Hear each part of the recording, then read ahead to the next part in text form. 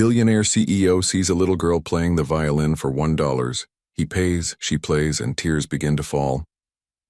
Before we jump in, tell me, where are you watching from? I'd love to know. The late afternoon sun cast long shadows across Burlington's exclusive Sapphire restaurant, its elegant facade gleaming against the Vermont autumn sky. Inside, James Wright straightened his custom Italian tie as he surveyed the private dining area. At 38, the CEO of Wright Investments had already amassed more wealth than most would see in a lifetime, evidenced by his perfectly tailored suit and the casual way he ordered the restaurant's most expensive champagne without glancing at the price. Gentlemen, James raised his glass to the four investors seated around him, to another record quarter. The crystal glasses clinked as genuine smiles spread across faces that controlled billions in assets. These quarterly dinners had become tradition, a place where deals were sealed and fortunes made. Through the restaurant's large bay window, James noticed a small figure on the sidewalk. A young girl, no more than 12, stood beneath a street lamp with a battered violin tucked under her chin. Her coat, though clean, showed signs of wear, and her shoes appeared a size too small for her growing feet. Despite the chill, her fingers moved deftly across the strings, producing melodies that drifted faintly through the evening air. "Looks like we have some local entertainment tonight," James remarked with a smirk, gesturing toward the window. His associates chuckled, their attention momentarily drawn to the girl before returning to their discussion of market trends and potential acquisitions. Inside the restaurant's kitchen, Catherine Wilson wiped beads of sweat from her forehead as she scrubbed relentlessly at a stack of dinner plates. At 35, her hands bore calluses not from musical strings, but from years of harsh cleaning chemicals. Her once beautiful features remained striking, despite the exhaustion etched into them. High cheekbones, expressive eyes, and a graceful bearing that seemed at odds with her faded uniform. 10 years of working as the restaurant's cleaning staff had taught Catherine to be invisible. She moved efficiently through the space, careful to avoid drawing attention. Her gaze occasionally drifted toward the window where her daughter Lucy played, her heart swelling with both pride and sorrow. The old violin had been Catherine's only remaining connection to a life long abandoned, a life where music had once promised a very different future. When the kitchen door swung open, Catherine caught a glimpse of the private dining room where James and his associates sat. She recognized him immediately from magazine covers and local news. The financial prodigy, Burlington's most eligible bachelor, the man whose name adorned the very building where her modest apartment occupied a corner of the basement floor. Catherine checked her watch. Lucy would need to come inside soon. The evening was growing colder. As she slipped toward the back entrance to signal her daughter, she heard one of the waiters speaking to the manager. "The gentleman in the right party wants the violin girl to come inside," the waiter whispered. "Says he wants to add some entertainment to their evening." Catherine froze, her heart suddenly pounding against her ribs. She turned, her eyes widening with alarm as she saw the manager nodding and heading toward the front door. What could a man like James Wright possibly want with her Lucy? Catherine's heart raced as she watched the manager approach Lucy through the restaurant's window. Her daughter stood there, small violin clutched protectively against her chest, eyes wide with uncertainty. For a moment, Catherine was transported back to her own youth, standing on stages with spotlights blinding her vision, the weight of a much finer instrument in her hands. 10 years ago, Catherine Wilson had been among the most promising violinists at the New York Conservatory of Music. Her professors had spoken of international tours and prestigious orchestras. Her fingers had danced across strings with the kind of natural talent that made audiences hold their breath. Then she met Daniel Harrington, a charismatic young conductor whose ambition matched her own. Their whirlwind romance produced not only beautiful music but an unexpected pregnancy. When Catherine shared the news, Daniel's face had hardened with calculation. "This isn't in my plan," he'd said simply, before walking away forever. Left alone with impossible choices, Catherine had watched her carefully constructed future crumble. No more scholarships, no more recitals, no more dreams of Carnegie Hall. She could still recall the weight of her beloved Guarneri violin, a gift from her grandfather, as she carefully placed it in its case one final time before pawning it to cover medical bills. That day, Catherine had buried her identity as a musician alongside her broken heart. Yet music, like love, refuses to remain silent forever. In their tiny basement apartment, during precious hours between exhausting shifts, Catherine had discovered Lucy's natural affinity for melody. Using an old second-hand violin found at a charity shop, she began passing down the techniques her own teachers had imparted. "Keep your wrist loose," she would whisper, guiding Lucy's small hand. "Let the music breathe through you." Never once did Catherine mention her past achievements or the prestigious halls where she'd once performed. Those memories belonged to another life, one she had carefully walled away to protect herself from regret's sharp edges. Now, watching Lucy follow the manager into the restaurant, Catherine felt those walls beginning to crack. What if James Wright and his wealthy friends mocked her daughter's playing? Lucy had talent, extraordinary talent, but her technique remained unpolished without formal training. Catherine abandoned her dishwashing station and moved quietly toward the dining room, positioning herself behind a decorative column where she could intervene if necessary. From this vantage point, she could see James Wright's face clearly for the first time. His confident smile, the casual arrogance in his posture, the cold calculation in his eyes that reminded her too much of Daniel. "Let's see if that violin produces anything more than noise," James said, placing a $1 bill on the table with a smirk. "Entertain us, little street musician." The associates laughed. The manager looked uncomfortable. Catherine's hands balled into fists, but Lucy simply straightened her shoulders, raised her chin, and met James Wright's gaze without fear. Lucy stood in the center of the Sapphire restaurant, the worn violin feeling suddenly heavy in her small hands. The polished surfaces and crystal chandeliers were a stark contrast to the street corner where she usually played. 5 pairs of adult eyes scrutinized her, the investors amused, the manager uncomfortable, and James Wright with that challenging smirk that made her stomach tighten. "Well," James prompted, tapping the $1 bill on the table. "That's more than you'd make in an hour out there, isn't it?" One of the associates chuckled. "James, be reasonable. What can we expect from a street performer?" Lucy's fingers tightened around the neck of her violin. From her hidden position, Catherine watched in silent agony, torn between maternal protection and the knowledge that rushing forward would only humiliate her daughter further. She had raised Lucy to face challenges with dignity, but this felt cruel beyond measure. The restaurant had fallen quiet, other diners now watching the scene unfold. Lucy could feel their stares, some curious, others pitying. She thought about her mother's late-night lessons, how Catherine's eyes would light up when Lucy mastered a difficult passage, how her voice would soften when speaking of music's power to transcend circumstances. "Music doesn't care if you're rich or poor," Catherine had once whispered. "It only cares if you're honest."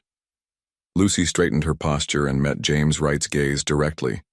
Something flickered across his face, surprise at this small display of defiance. "What would you like to hear, sir?" Lucy asked, her voice clear and steady despite her racing heart. James leaned back, momentarily thrown by her composure. He had expected tears, perhaps, or stammering nervousness. Not this calm dignity from a child who couldn't afford proper shoes. "Surprise me," he replied with a casual wave of his hand. "Something impressive if you can manage it." Lucy nodded once, positioning the old violin beneath her chin with practiced care.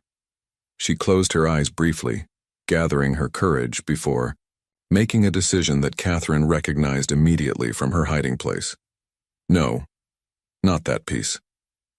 It's too difficult, too revealing." But Lucy had already begun, her bow touching the strings to produce the first haunting notes of Bach's Chaconne, one of the most technically challenging pieces in the violin repertoire. A piece that Catherine had performed in her final recital at the conservatory, a piece she had never taught Lucy directly, but which her daughter must have absorbed through years of listening to her mother's rare moments of playing when she thought Lucy was asleep. Brenner, first few notes hung in the air like a challenge returned. James's smirk froze, then slowly faded as Lucy's small fingers began their impossible dance across the fingerboard. The old violin, despite its worn appearance, produced tones of surprising depth and clarity in Lucy's capable hands.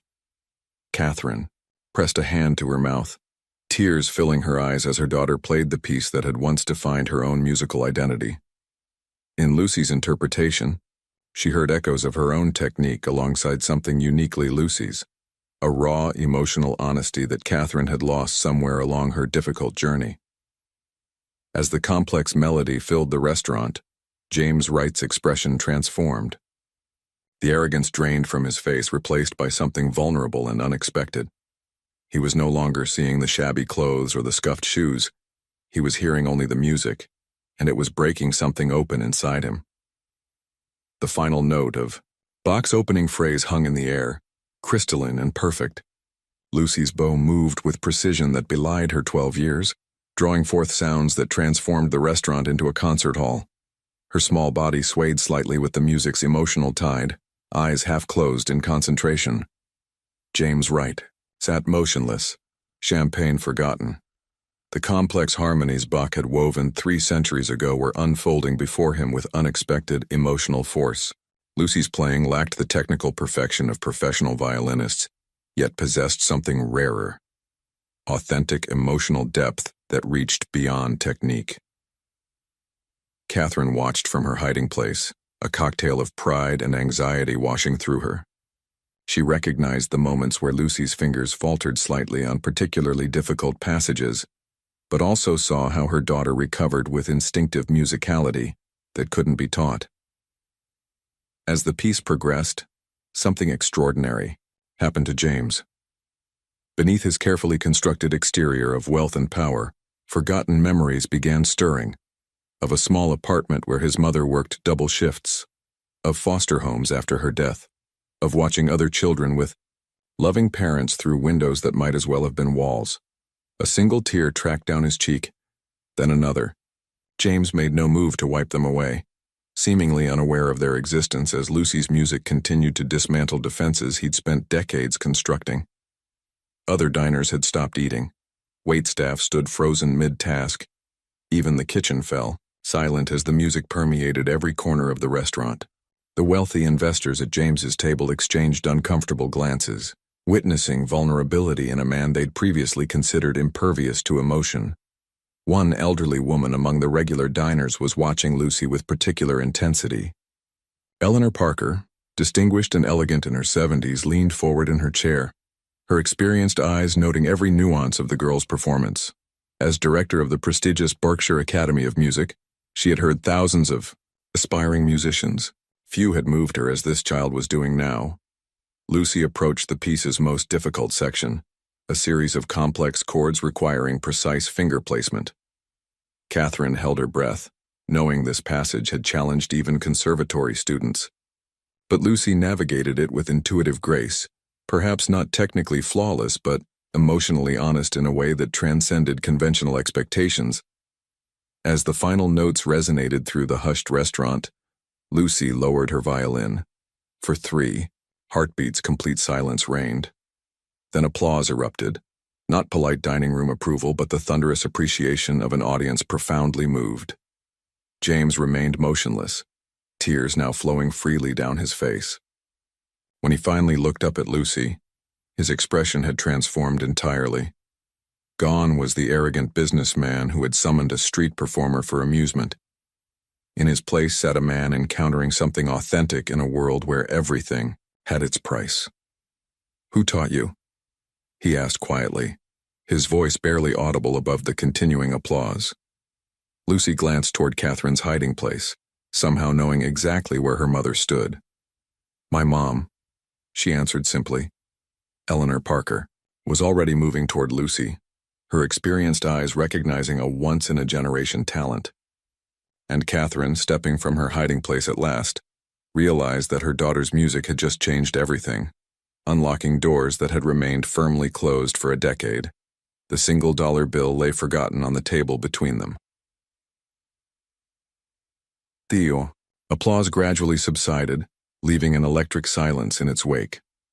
Eleanor Parker moved purposefully through the restaurant, her elegant demeanor commanding attention. At 73, she carried herself with the poise of someone who had spent decades in the presence of extraordinary talent. "My dear," she said, addressing Lucy directly. "That was quite remarkable." She turned to Catherine, who now stood protectively, near her daughter, her cleaning uniform a stark contrast to Eleanor's tailored ensemble. "You must be very proud." Catherine nodded wordlessly, still processing the unexpected turn of events. 10 years of carefully constructed anonymity had just dissolved in a 5-minute performance. "I'm Eleanor Parker, director of the Berkshire Academy of Music," the older woman continued, extending a business card to Catherine. "I'd like to speak with you about your daughter's future." A murmur swept through the restaurant as diners recognized the name. The Berkshire Academy was legendary in music circles, a training ground for prodigies who eventually filled the ranks of world-class orchestras and concert halls. James Wright remained seated, his expression unreadable as he observed the interaction. The tears had dried on his cheeks, but something in his eyes remained altered. A window opened to emotions long suppressed. "Talents like this appear perhaps once in a generation," Eleanor continued, her voice carrying the authority of someone who had spent a lifetime evaluating musical potential. "Your daughter has a natural gift that deserves nurturing at the highest level." Lucy looked up at her mother, eyes wide with a mixture of hope and uncertainty. The violin still clutched in. Her hands suddenly seemed to represent more than just an instrument. It was a bridge to possibilities neither of them had dared imagine. "A full scholarship would be available, of course," Eleanor added gently, seeming to intuitively understand the economic realities that shaped their lives. "Everything: tuition, room and board, private instruction, performance opportunities." Catherine's composure finally broke, tears brimming in her eyes. "I don't know what to say," she whispered. "Say you'll consider it," Eleanor replied. "Bring Lucy to campus next week. Let us show you what we can offer her." As Catherine struggled to find words, James Wright suddenly rose from his table. The movement drew all eyes to him, his imposing presence reasserting itself after the momentary vulnerability. "I'd like to speak with you as well," he said, his voice lacking its earlier condescension. "At your convenience." The way he looked at Lucy now had changed entirely, not with pity or amusement, but with something approaching reverence. It was the look of someone who had encountered something genuine in a world built on facades. Catherine instinctively moved, closer to Lucy, her protective instincts flaring. "Thank you for the opportunity," she said carefully to Eleanor before addressing James with cool civility. "Mr. Wright, I believe my daughter has earned more than $1 for her performance tonight." A flicker of shame crossed James's face as he glanced at the forgotten bill. "Indeed she has," he acknowledged, reaching for his wallet. "My apologies for the misunderstanding." Eleanor, sensing the tension, placed a gentle hand on Lucy's shoulder. "Think about my offer," she said. "Music like yours deserves to be heard by the world." As they prepared to leave, Lucy turned toward James one last time. "Thank you for listening, sir," she said simply, her inherent grace making the words sound sincere rather than obligatory. Catherine's gaze met James's across the room, a moment of silent communication between two people whose worlds had been irrevocably changed by a single piece of music. The morning sunlight filtered through the threadbare curtains of Catherine and Lucy's basement apartment, illuminating dust motes dancing in the air. Catherine sat at their small kitchen table, Eleanor Parker's business card between her fingers as she contemplated the extraordinary events of the previous evening. Lucy practiced scales in the corner, her concentration unbroken by the previous night's excitement. The old violin sang under her touch, its voice grown familiar and dear over years of daily communion. A sharp knock at the door startled them both. Catherine opened the door to find James Wright standing in the hallway, looking oddly out of place in his designer suit. The narrow corridor barely contained his commanding presence. "Ms. Wilson," he said, his usual confidence temporarily undermined by uncertainty. "May I come in?" Catherine hesitated, then stepped aside. As James entered their modest home, his eyes took in everything. The carefully mended furniture, the bookshelves constructed from crates, the neatly organized space that spoke of dignity, preserved despite limited means. Lucy lowered her violin, watching the visitor with cautious curiosity. "I came to apologize," James began, "for my behavior last night, and to make an offer of my own." Catherine gestured toward their only other chair. "Please sit." James settled uncomfortably, seeming larger than the small apartment could reasonably accommodate. "Your daughter has extraordinary talent," he said directly. "I'd like to finance her musical education privately. The best teachers, a professional-grade instrument, performance opportunities with my connections." Catherine's expression remained guarded. "Ms. Parker already offered Lucy a scholarship to Berkshire Academy. My resources could provide more," James countered. "Private tutoring, international master classes, competitions abroad. Consider it an investment in her future." The word investment caught Catherine's attention.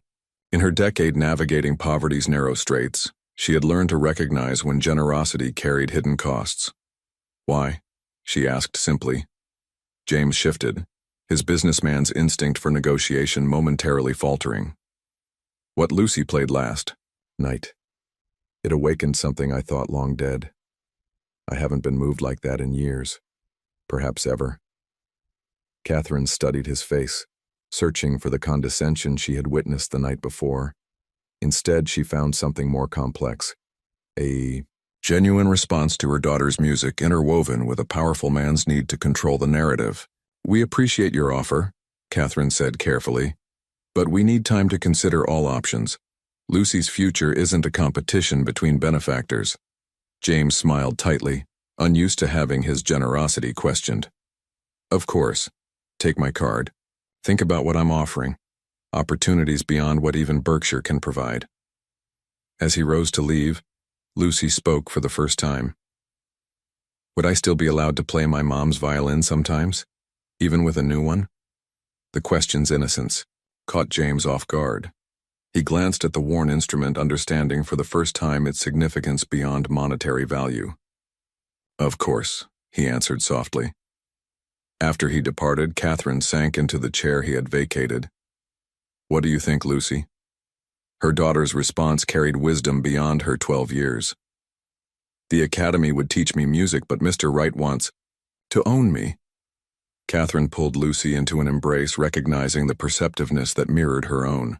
Both offers promised escape from financial struggle, but at what cost to the very soul of the music that had sustained them? The evening had settled into their small apartment, casting long shadows across the worn carpet.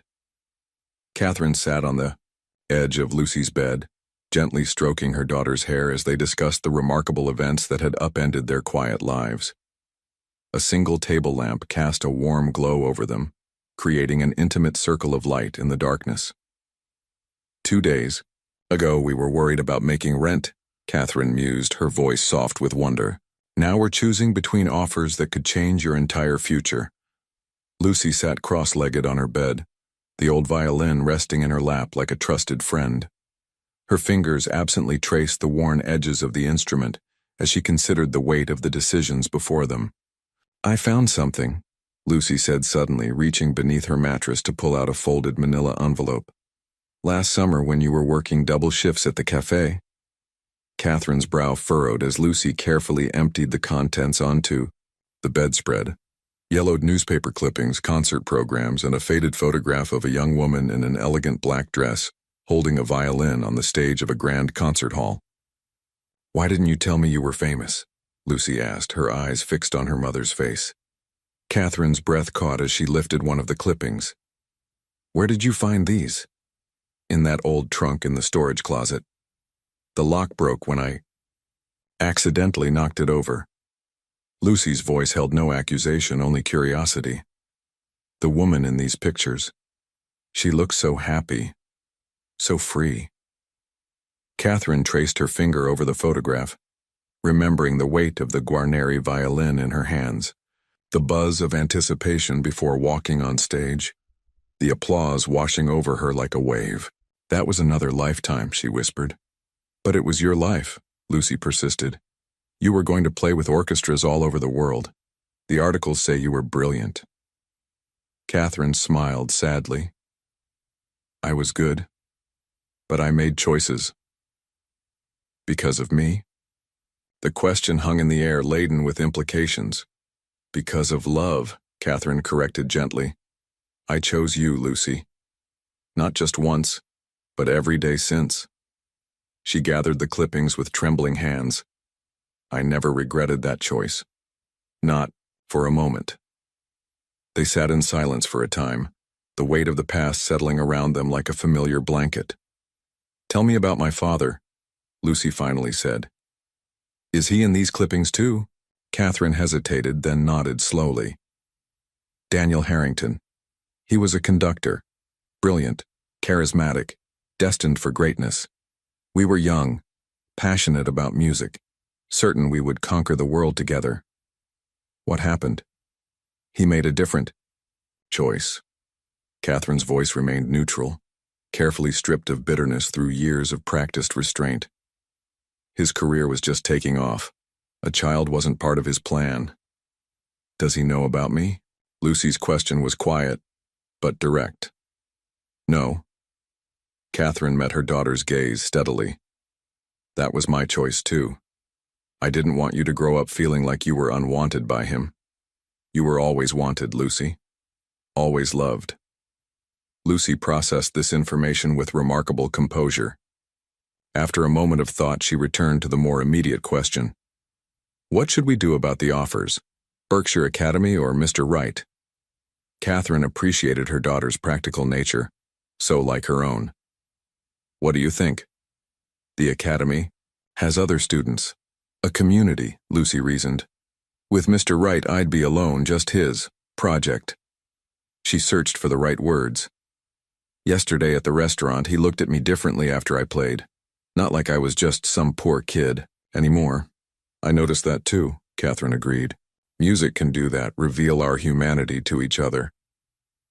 But I still don't trust him, Lucy continued with surprising insight. It's like he wants to own the feeling my music gave him. Ms. Parker just wants to teach me. Catherine nodded, both proud and slightly unsettled by her daughter's perceptiveness. The Academy would provide structure, discipline, peers, a complete education. Mr. Wright's offer is more personalized, but also more controlling.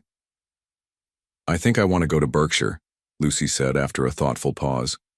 But I'm scared too. I've never been away from you. Catherine gathered her daughter close, inhaling the familiar scent of her hair. You'll never truly be away from me. The music connects us no matter the distance. Lucy nestled against her mother's shoulder. Will you start playing again? Your real violin is gone, but you could use mine sometimes. The question pierced Catherine's heart with unexpected force.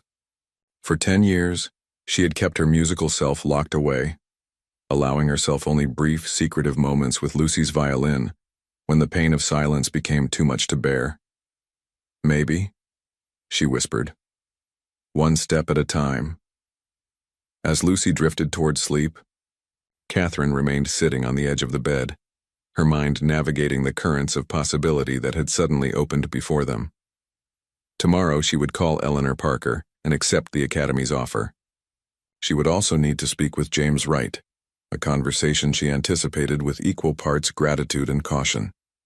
Music had found its way back into their lives in an unexpected manner, through the doorway of Lucy's natural talent. Whatever challenges lay ahead, Catherine was determined that her daughter's journey would not mirror her own abrupt departure from that world. Lucy would have what Catherine had lost, the chance to discover how far her gift might take her. The Wright Investments building towered over downtown Burlington like a gleaming monument to success. Catherine and Lucy stood in the marble-floored lobby, their reflections bouncing off polished surfaces in every direction. Lucy clutched her violin case tightly, her knuckles white against the worn leather. Are you sure about this? Catherine asked softly. We've already decided on Berkshire. Lucy nodded. We should tell him in person. It's more respectful. Catherine smiled at her daughter's sense of propriety. another quality she'd tried to instill despite their difficult circumstances. They had called Eleanor Parker that morning to accept the Academy's offer, a conversation filled with warmth and practical arrangements for Lucy's upcoming transition. Now they stood waiting for the elevator that would carry them to James Wright's penthouse office on the 52nd floor. The executive suite was a study in understated power, floor-to-ceiling windows offering commanding views of Lake Champlain, minimalist furniture in leather and chrome, abstract art pieces that Catherine recognized as originals by renowned artists. James rose from behind an imposing desk when his assistant showed them in. "Catherine, Lucy," he greeted them, his manner markedly different from both the condescending businessman at the restaurant and the awkward visitor to their apartment. Here in his domain, he projected confident authority tempered with newfound respect. "Please sit down."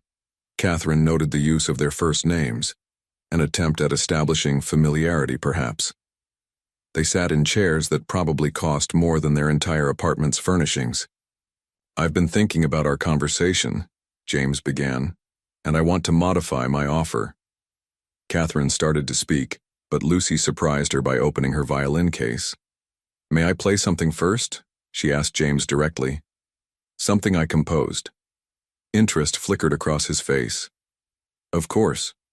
Lucy positioned the old violin with practiced ease, closed her eyes briefly, then began to play.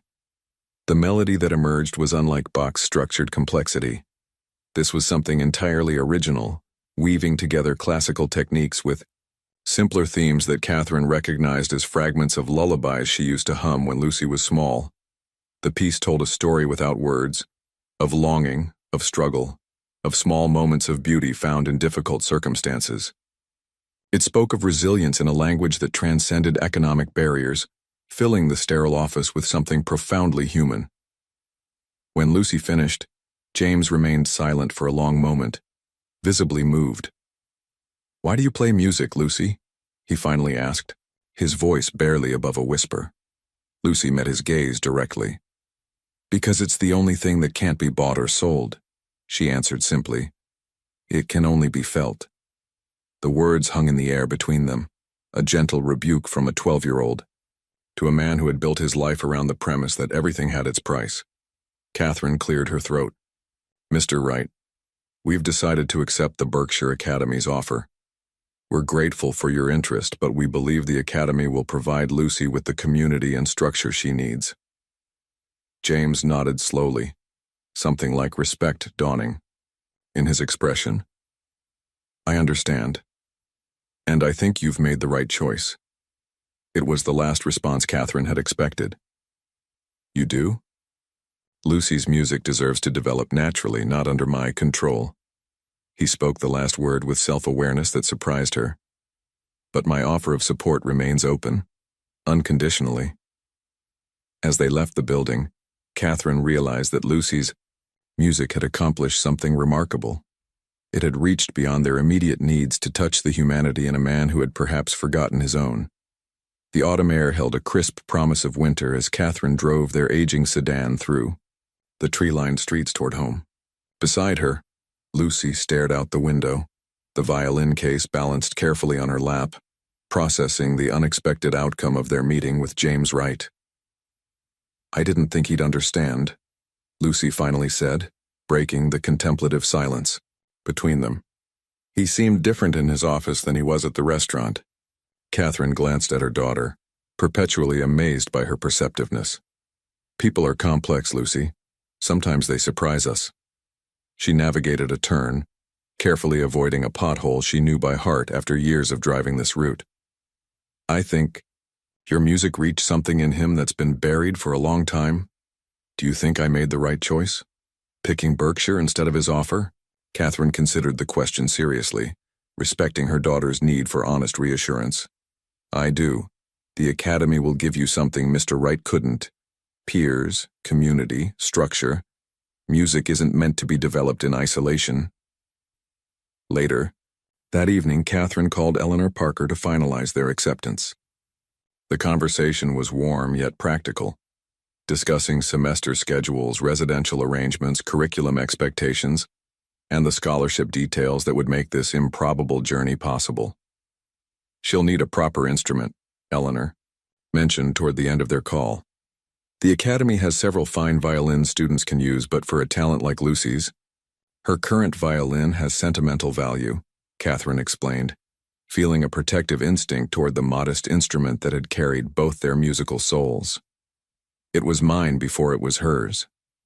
Of course, Eleanor responded with characteristic sensitivity. The emotional connection to an instrument is important, but perhaps we can arrange for a professional assessment, see if it needs any restoration or adjustments to support her development. The following morning brought an unexpected envelope delivered to their door, thick cream-colored paper bearing the Wright Investments letterhead. Catherine opened it with cautious curiosity.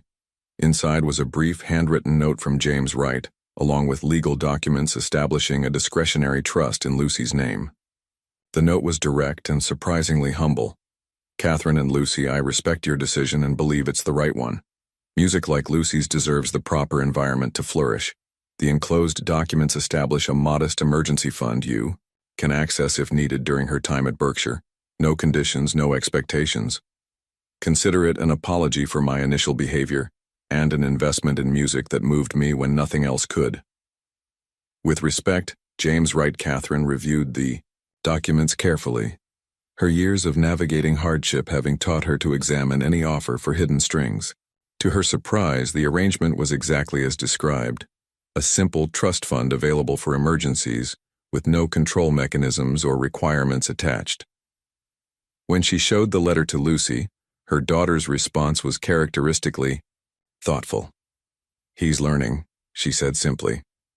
As October progressed, preparations for Lucy's January enrollment at Berkshire intensified. There were forms to complete, medical examinations to schedule, and the practical logistics of preparing a 12-year-old for her first significant time away from home. Eleanor became a frequent visitor, bringing information packets, arranging a tour of the campus, and answering the countless questions that emerged. During one such visit, she noticed Catherine's hands, the calloused fingertips and distinctive muscle memory in her movements that revealed her musical past. You were a violinist yourself, Eleanor observed. Not as a question, but a certainty. Catherine nodded, uncomfortable with the attention. A lifetime ago. The technical foundation Lucy displays. It's extraordinary for someone without formal training. You must have been her teacher. I taught her what I could, Catherine acknowledged, in the hours between shifts. Eleanor studied her with newfound understanding. Would you mind if I asked where you studied? Your technique, even visible in Lucy's playing, suggests classical training. Catherine hesitated, then decided that hiding her past served no purpose anymore. New York Conservatory. I left during my final year. Recognition dawned in Eleanor's eyes. Catherine Wilson, she said slowly.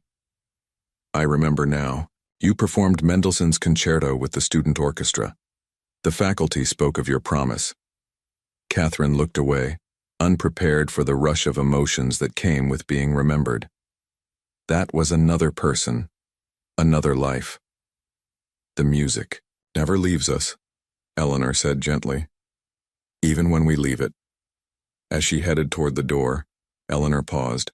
Catherine, the academy is always looking for part-time staff. Administration, student support, various positions. If you wanted to be closer to Lucy during this transition, perhaps we could find something suitable. The offer hung in the air, not charity but possibility. A chance to remain connected to Lucy's journey while perhaps beginning to reconnect with the world she had abandoned a decade ago. I'll consider it, Catherine replied, the words feeling like the first tentative steps on a long-forgotten path. That night, after Lucy had gone to bed, Catherine sat alone in their small living room. For the first time in years, she allowed herself to really look at the old photographs and clippings Lucy had discovered, concrete evidence of the promising young violinist she had once been, before life had demanded different choices. The path forward was becoming clear. Lucy would have her chance at Berkshire, with Catherine finding a way to remain connected to her daughter's journey. while perhaps beginning to heal the musical part of herself that had been silenced for too long. The night before Lucy's departure for Berkshire Academy, a sense of quiet anticipation filled their small apartment. Catherine had spent the day packing her daughter's modest belongings, carefully folding each item with the knowledge that this transition marked the beginning of a new chapter for both of them. Lucy sat cross-legged on the living room floor, surrounded by the few mementos they had accumulated over the years. Catherine watched her from the doorway, struck by how grown-up her daughter looked in that moment, poised between childhood and something new, her face thoughtful in the warm lamplight. "I think it's time," Catherine said softly, drawing Lucy's attention. She crossed to the small closet in the hallway and pulled out a heavy wooden trunk, the same one Lucy had discovered the previous summer. This time Catherine produced a small key from her pocket and unlocked it properly. "I've kept this closed for too long," she explained, lifting the lid to reveal layers of carefully preserved memories. Lucy moved closer, her eyes wide with curiosity. Catherine began to remove items one by one, each a piece of the life she had left behind. First came a leather portfolio containing concert programs, New York Philharmonic, Carnegie Recital Hall, international youth competitions in Vienna and Prague. Lucy traced the printed name with wonder. Catherine Wilson, Violin. "You played in all these places?" she asked, her voice hushed with awe. Catherine nodded, continuing to unpack the trunk. She pulled out a velvet-lined case, much finer than the one that housed Lucy's instrument. When she opened it, both gasped, not at the presence of a violin, but at its absence. The custom-fitted interior remained perfectly preserved, the instrument-shaped void a poignant reminder of what had been sacrificed. "My Guarneri," Catherine explained, her fingers tracing the empty contours.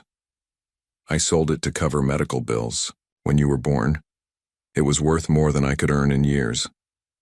Lucy touched the empty case. "You gave up everything." "I gained everything," Catherine corrected gently. Different treasures, equally precious. Deeper in the trunk lay photographs, Catherine with renowned teachers, with orchestra members, with fellow students. In each image, she radiated the confident joy of someone fully immersed in their calling.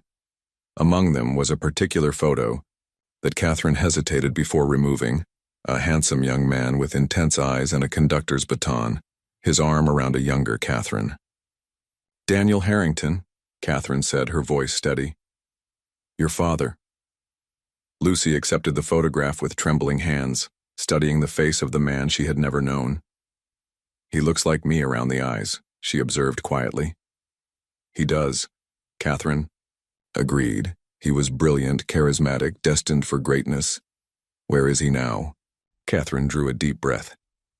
"London, last I heard. He's the principal conductor of the Royal Symphony Orchestra. His career flourished exactly as he'd hoped." "Does he know about me?" Lucy's question was direct, without accusation. "No," Catherine answered honestly. "It was my choice not to tell him. He made it clear that a child wasn't part of his plan, and I didn't want you to begin life feeling unwanted by him." She reached for her daughter's hand. "I never wanted you to think you were an obligation or an obstacle. You were always my choice, Lucy, my joy."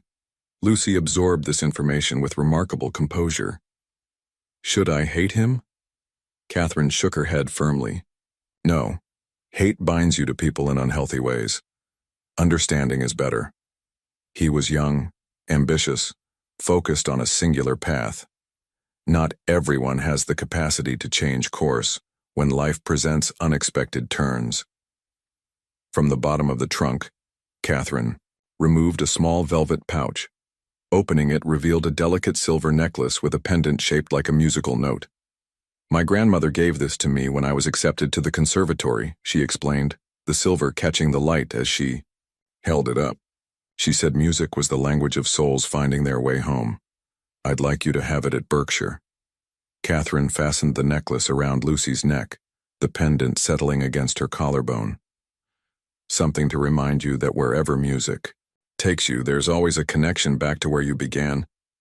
Lucy's fingers touched the pendant, her eyes filling with tears. "What if I'm not good enough?" The other students have probably been training their whole lives with professional teachers and expensive instruments. Catherine cupped her daughter's face between her palms. You bring something more valuable than technical training. You bring the truth in your playing. That's the difference people heard at the restaurant, not just notes, but honest emotion. Trust that gift, Lucy. It can't be taught. They spent hours exploring the trunk's contents. Letters from teachers, reviews from early performances, theory books with Catherine's margin notes. Each item revealed another facet of the musical heritage that Lucy had unknowingly inherited. Will, you ever play again? Lucy asked as they carefully repacked the trunk, this time without locking away the memories. Catherine considered the question, feeling something shift inside her, a door long closed beginning to open. Maybe, she answered. One step at a time. For now, it's your turn to discover where music will take you. As they prepared for bed, Catherine wrote a letter for Lucy to read during tomorrow's journey. Words of encouragement, love, and wisdom that could accompany her daughter into this new chapter. Into the envelope, she slipped the silver necklace, completing the circle that connected their musical journeys across generations. The morning of Lucy's departure arrived with a pale winter sun illuminating the frost-covered windows of their apartment. Catherine had barely slept, her mind filled with practical concerns and emotional anticipation. She moved quietly through their small kitchen, preparing a special breakfast while Lucy finished the last of her packing. Eleanor Parker had arranged for Lucy to travel to the academy with another new student from a nearby town, their transportation scheduled to arrive in just a few hours. The practical arrangements were all in place. Dormitory assignment, class schedule, orientation details. Yet Catherine couldn't shake the feeling of standing on the edge of a precipice, about to watch her daughter step into empty air and trust she would fly. Lucy emerged from her bedroom carrying her small suitcase and the violin case that had become an extension of herself. She wore the silver musical note pendant around her neck, her fingers occasionally reaching to touch it as if drawing comfort from its presence. I think I have everything, she said, her voice steady despite the emotion in her eyes. They ate breakfast together, their conversation drifting between practical reminders and shared memories. Neither mentioned the impending separation directly, as if by unspoken agreement they had decided to focus on the opportunity rather than the parting. A knock at the door startled them both. Catherine opened it to find Eleanor Parker standing there, elegant as always in her winter coat. But more surprising was the tall figure behind her, James Wright, looking slightly uncomfortable yet determined. I hope we're not intruding, Eleanor said warmly. I wanted to check that everything was in order for Lucy's journey. Catherine invited them in, noting the wrapped package James carried.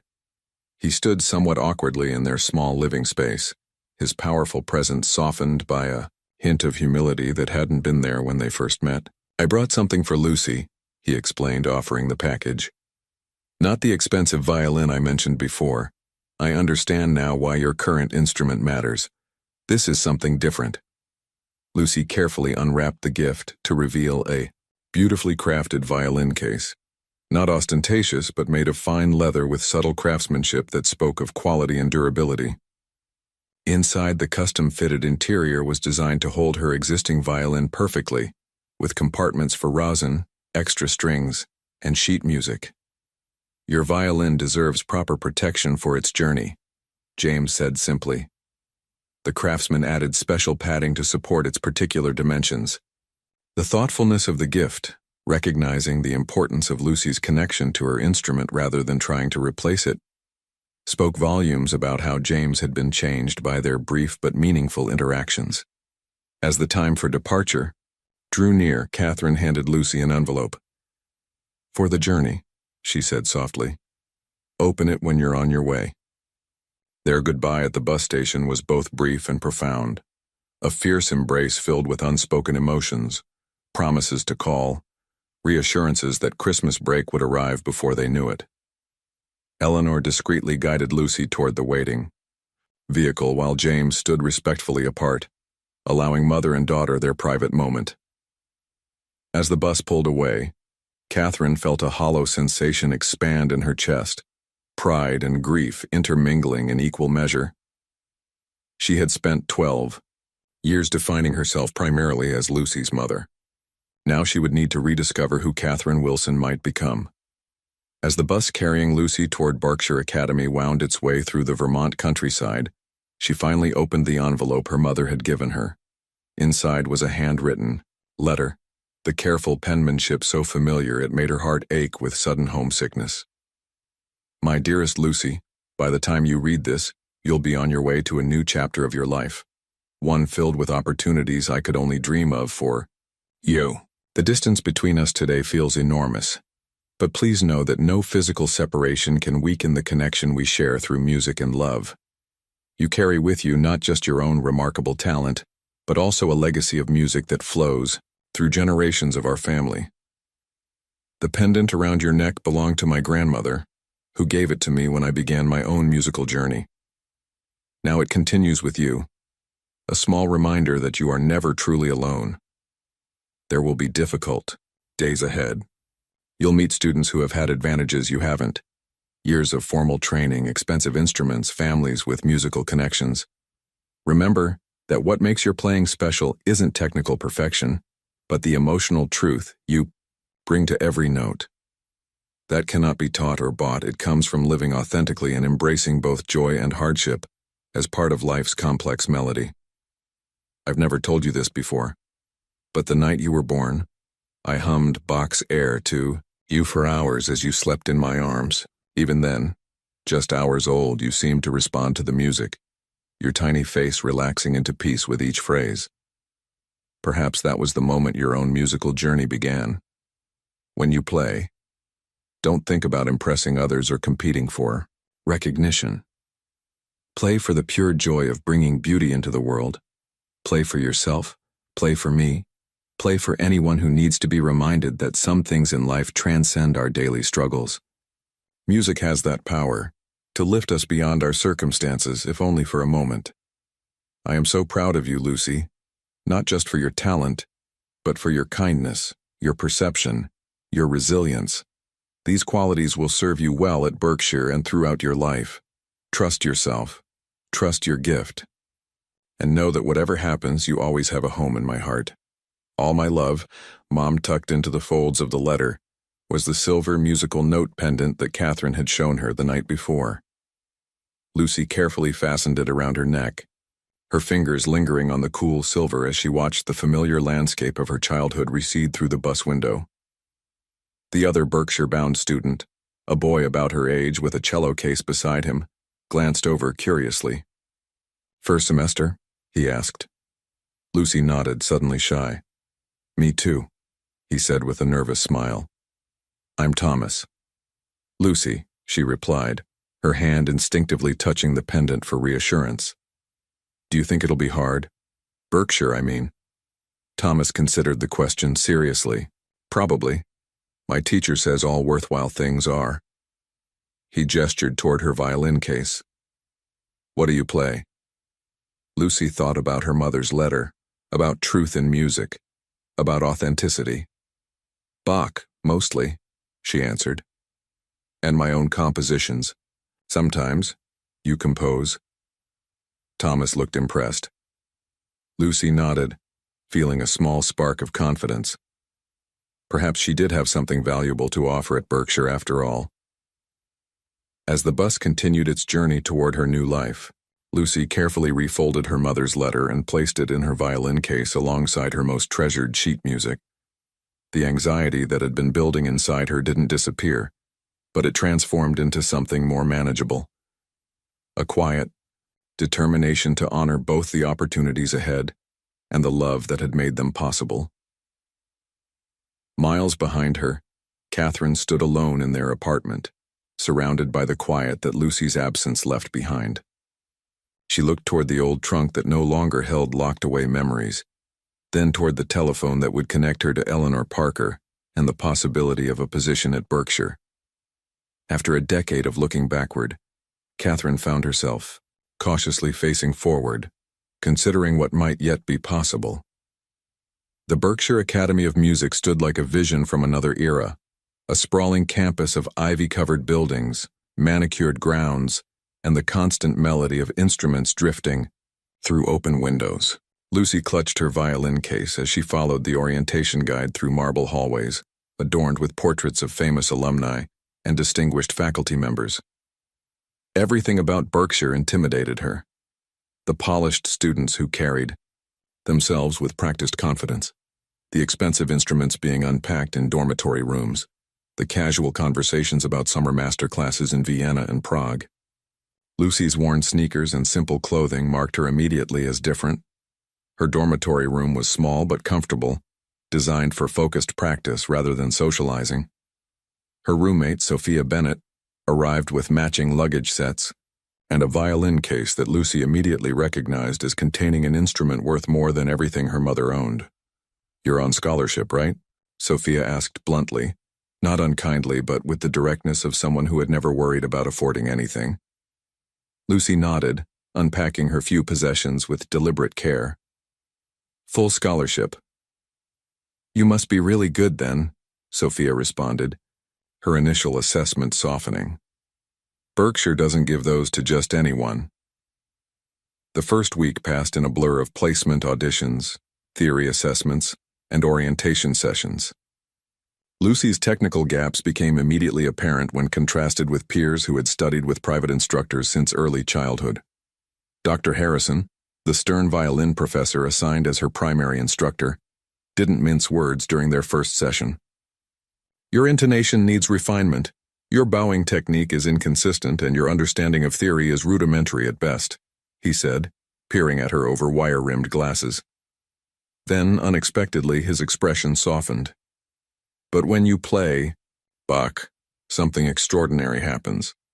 You have what many of my technically perfect students lack, an innate musicality that cannot be taught." He tapped his pencil against the music stand thoughtfully.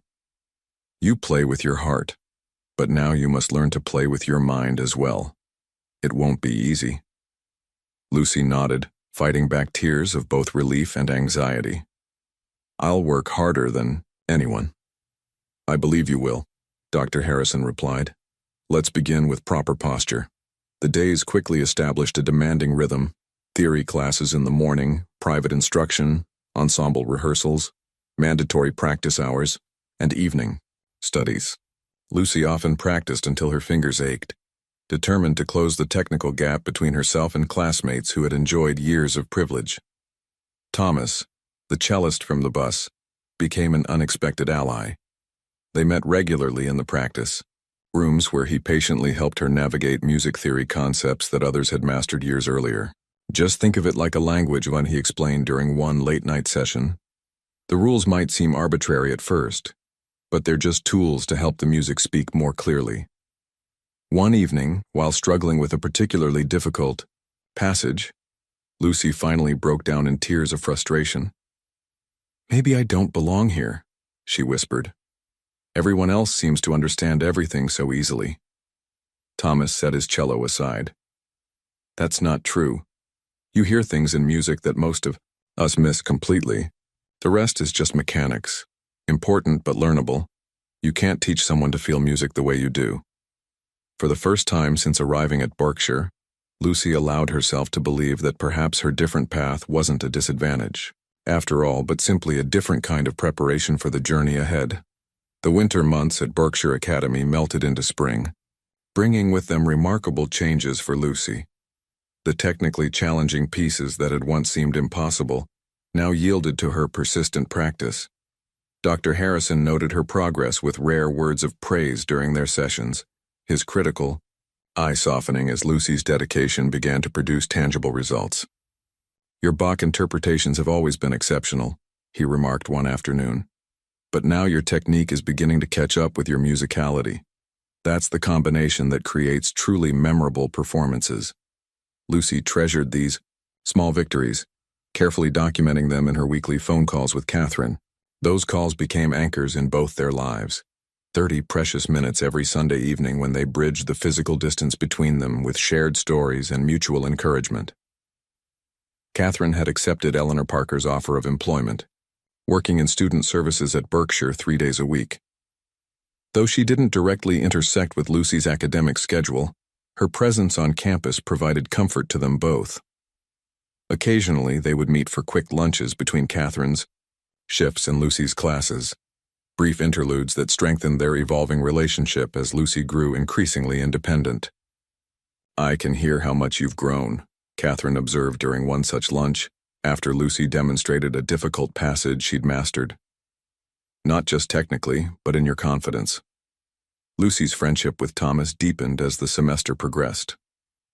His methodical approach to music complemented her intuitive style, and they often practiced together in the quieter corners of the campus. Thomas's family background couldn't have been more different from Lucy's. Generations of musicians, a father who conducted for a regional symphony, a home filled with instruments and musical history. Yet he never made Lucy feel inferior for her unconventional path. "My father says most music schools produce perfect technicians who never move audiences," he told her once. "He'd say you have the harder part already figured out." James Wright remained a surprising peripheral presence in their lives. True to his word, he had established the trust fund without conditions, but his involvement extended beyond financial support. Occasionally, he would send articles about composers or historical performances that he thought might interest Lucy. Catherine received these small gestures with cautious appreciation, recognizing the genuine transformation in the man who had once mocked her daughter's street performance. As spring semester's end approached, Lucy focused increasingly on developing an original composition for the winter concert, the Academy's most prestigious student showcase. Her piece, which she tentatively titled "Tears for a Dollar," wove together elements of Bach with melodic themes from her own experience. The composition told a story without words, of barriers crossed, of music as a universal language, of beauty, emerging from unexpected places. "It needs to be honest," Lucy explained to Thomas as she worked through difficult sections. "Not just technically correct, but true." Dr. Harrison supervised her composition work with uncharacteristic patience, recognizing that Lucy's creative process differed from his more structured approach. "This piece has something many student compositions lack," he admitted, after reviewing her progress. "It has an authentic voice." When Catherine visited for Parents' Weekend in late spring, she was stunned by Lucy's transformation. Her daughter stood taller, moved with greater confidence, and played with a technical proficiency that complemented her natural expressiveness. After Lucy's student recital, Catherine found herself surrounded by faculty members eager to discuss her daughter's unique talent. "Lucy mentioned you were her first teacher," Dr. Harrison said, studying Catherine with newfound respect. "You laid an extraordinary foundation." Catherine smiled, feeling a complex mixture of pride and wistfulness. "I gave her what I could. Berkshire has given her what I couldn't." As the academic year drew to a close, Lucy received an unexpected letter from Eleanor Parker. The Academy director had arranged for several exceptional students to attend a prestigious summer workshop, and Lucy's name headed the list. The opportunity would provide intensive training with master musicians from around the world, further accelerating her development. Lucy approached Catherine with the letter, her expression torn, between excitement and concern. "It means I'd only be home for 2 weeks before the workshop starts." Catherine embraced her daughter. "This is exactly why you're at Berkshire, for opportunities like this. Home will always be waiting for you." That night, Lucy worked late in the practice rooms, refining her winter concert composition. As the melody took shape beneath her fingers, she realized it had evolved into something more complex than she'd initially envisioned. Not just a personal story, but a musical exploration of how unexpected connections can transform lives. James, Wright's face in the restaurant, her mother's sacrifices, Thomas's friendship, Dr. Harrison's grudging respect. All these elements wove together in a composition that honored both where she had come from and where she might go. The piece ended with a haunting refrain that echoed the simple melody Catherine used to hum as a lullaby, a musical acknowledgement that no matter how far her talent might take her, Lucy carried her beginnings with her always. The prestigious winter concert at Berkshire Academy arrived on a clear December evening, the campus transformed by twinkling lights and fresh snow. Inside the historic Chamberlain Hall, excitement built as families, faculty, and notable music patrons filled The elegant auditorium to capacity. Critics from major publications discreetly took their seats, programs in hand, pens ready to evaluate the Academy's most promising talents. Backstage, Lucy stood in her simple blue dress, carefully tuning her violin. The instrument, though still modest compared to others in the Academy, had been lovingly restored by a master luthier James had recommended, not replaced, but respected for its history, and enhanced to better support Lucy's growing abilities. The silver musical note pendant from her mother gleamed at her throat, a tangible reminder of the journey that had brought her here. In the first row of the audience sat Catherine, elegant in a borrowed dress, her eyes bright with anticipation. Beside her sat Eleanor Parker, whose belief in Lucy had opened this door. And unexpectedly, in the seat next to them, sat James Wright, who had arrived without fanfare, his presence a quiet acknowledgement of his part in the unfolding story. Lucy was scheduled to perform last, a position of honor that reflected the faculty's high estimation of her composition. As she waited, she thought about the incredible transformation of her life in just 1 year. From playing for spare change outside the Sapphire restaurant to standing backstage at one of the most prestigious music academies in the country, to perform her original work before an audience of discriminating musicians and critics. Thomas found her in a quiet moment before the final call. "Nervous?" he asked, his own cello performance having concluded earlier to enthusiastic applause. Lucy smiled. "Not about playing, just about telling the truth." "Your truth is what makes your music special," he reminded her. When the moment finally arrived, Lucy walked onto the stage with measured steps, her chin held high despite the fluttering in her stomach. Under the spotlight, she could see Catherine clearly in the front row, her mother's eyes filled with tears and pride. Beside her, Eleanor watched with the satisfaction of a mentor whose faith had been justified. James sat with uncharacteristic humility, a man transformed by the unexpected power of music to break through carefully constructed walls. Lucy positioned her violin, took a deep breath, and began to play her composition, Tears for $1. The piece opened with a haunting echo of Bach that gradually transformed into something uniquely her own, a musical narrative that spoke of barriers crossed, of unexpected connections, of beauty emerging from struggle. As she played, Lucy poured everything into the music, her mother's sacrifices, her own journey from outsider to belonging, the strange twist of fate that had brought her to this stage. The melody soared through the hall, at times achingly vulnerable, at others triumphantly resilient. In the audience, Catherine found herself transported back to her own days as a promising young violinist, recognizing in her daughter's playing echoes of what might have been alongside celebration of what was.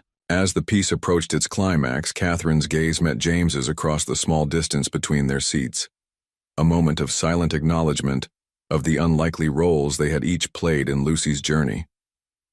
Lucy concluded her composition with a gentle refrain that echoed the lullabies Catherine had hummed years ago, a musical coming full circle that left the audience in breathless silence before they erupted into a standing ovation. Critics who had heard countless prodigies found themselves moved by something beyond technical prowess, the authentic voice of a young artist with something genuine to communicate. At the reception following the concert, a journalist approached Lucy. "Your piece was extraordinary," she said. "Who would you say has been your greatest influence?" Lucy, surrounded by faculty members and patrons eager to congratulate her, answered without hesitation. "My first teacher was Catherine Wilson. She cleaned floors at night but taught me that true music doesn't come from the instrument. It comes from the soul." Catherine, overhearing these words, felt a weight lifting that she hadn't realized she'd been carrying for 10 years. The music had never left her. It had simply transformed, flowing through her daughter in ways she could never have imagined when she packed away her own dreams. As snow began to fall outside the windows of Chamberlain Hall, Lucy found herself standing between the 3 adults who had shaped her improbable journey. Catherine with her unwavering love and sacrifice, Eleanor with her recognition of potential and provision of opportunity, and James with his unexpected evolution from arrogance to humble support. "What happens next?" James asked, genuinely curious about the path that might unfold before this remarkable young musician. Lucy touched the pendant at her throat, a small smile playing at her lips. More music, she answered simply. Always more music.